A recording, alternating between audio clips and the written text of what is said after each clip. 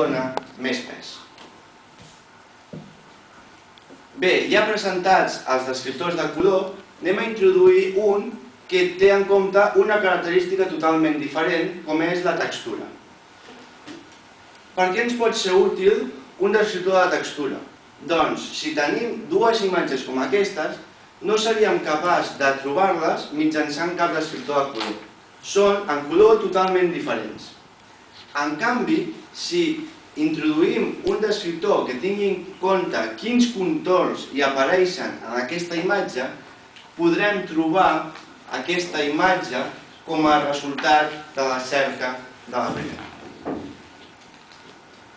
Com s'extreu aquest descriptor? Tenim en primer lloc una imatge, el que fem és transformar-la a escala de grisos, a continuació la dividim en 16 subimatges, cadascuna d'aquestes subimatges la dividim en una sèrie de blocs, els quals a la vegada queden dividits en 2x2 blocs. Cadascun d'aquests blocs d'aquí se li calcula la mitja, de manera que el que tenim és 4 valors. A aquests 4 valors se'ls aplica un banc de filtres per veure quin és el tipus de contorn que predomina en aquest bloc en concret. En aquest cas, obtindríem que el valor màxim ve donat pel filtre horitzontal i el que faríem és fer aquest procés per cadascun d'aquests blocs que pertany a cadascuna d'aquestes subimatges. De manera que el que acabem obtenint és, per cadascuna d'aquestes subimatges, un histograma de 5 bits. 5 bits on cadascun d'ells fa referència a la presència de cadascun dels tipus de contorn en aquella subimatge en particular. Anem a veure com es comparen dos descriptors d'aquest estil. L'estàndard recomana tenir en compte primer uns histogrames auxiliars que s'extreuen del propi descriptor. Un que consisteix en un histograma global que s'obté com a suma dels histogrames de totes les subimatges, de manera que obtindríem 5 bins representant quant d'important és la presència de cada tipus de contorn a nivell global de tota la imatge, i 13 semiglobals, en els quals se sumen els histogrames corresponents a un conjunt de subimatges i no els de que formen totes les imatges.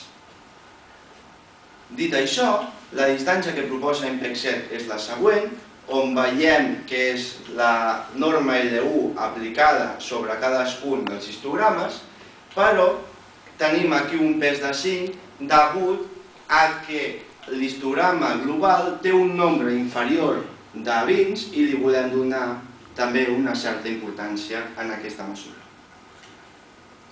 Bé, un cop ja presentat aquest subconjunt dels descriptors que hem implementat i hem utilitzat a nivell d'imatge, anem a presentar un mètode de fusió. Què pretén aquest mètode de fusió? El que pretén és que els descriptors col·laborin entre ells per tal d'obtenir uns resultats millors. Deixeu-me en primer lloc definir què és un rang. Anem a suposar que tenim una base de dades amb només 5 imatges i una query.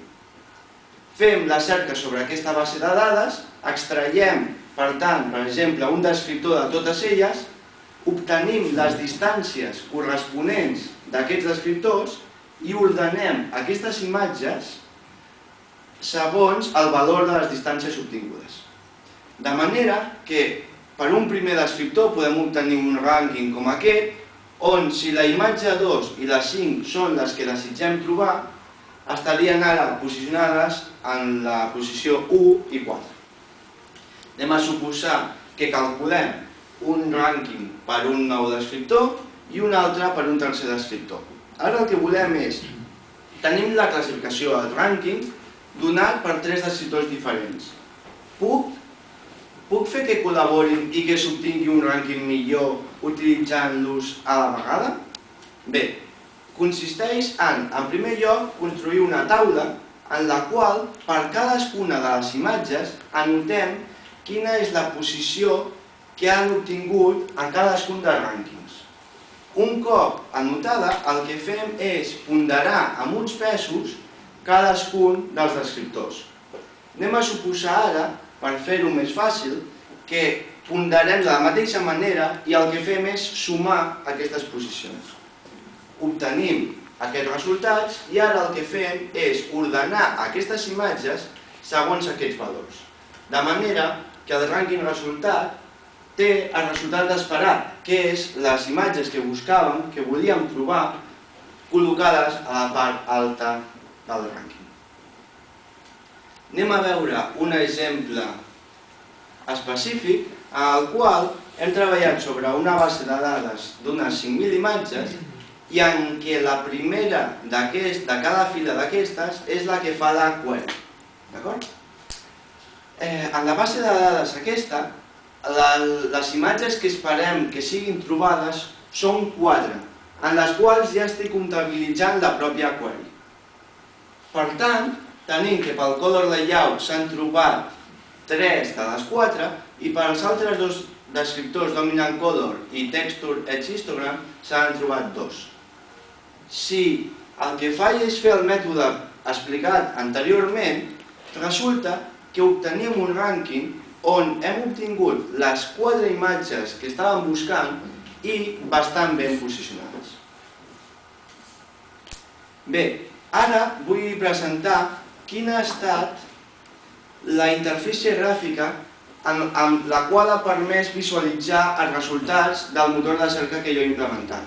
De totes formes, deixar clar que aquesta interfície gràfica no ha estat un treball meu, sinó que ha estat fruit del grup del qual formo part. També dir que per tal de comunicar-me el meu motor de cerca que ha estat implementat en C++ amb aquesta interfície gràfica, hem hagut d'utilitzar llenguatge XML. De manera que el que em donava la interfície gràfica és, un cop definits la query i els descriptors i l'espai de cerca, em venia donat un fitxer XML on era continguda aquesta informació. El meu motor de cerca llegeix aquesta informació, efectua la cerca i li torna un fitxer a aquesta interfície, també en XML, on hi trobarà els resultats que ha de mostrar. Per últim, donar a conèixer quins resultats s'han obtingut i, primer de tot, quina metodologia s'ha utilitzat per obtenir aquests resultats. S'ha utilitzat la mateixa base de dades que l'estàndard MPEG-7 i la mateixa mesura que també proposa el propi estàndard. Això el que ens permet és corroborar i poder comparar els resultats obtinguts. Aquesta mesura s'anomena ANMRR i pren uns valors que van de 0 a 1. Si tenim un triangle com a query i fem una cerca i no trobem cap triangle, aquesta mesura pren el pitjor valor, que és de 1. Mentre que en el cas contrari, que és quan trobem tots els triangles, anem a suposar que n'hi ha 2, i estan al millor posicionats, pren un valor de 0. Per tant, 0 és el valor òptim. Tindríem uns casos intermitjos, on, per exemple, només ha estat trobat un triangle, o s'han trobat tots dos, però no el millor posicionats. Bé, anem a veure, doncs,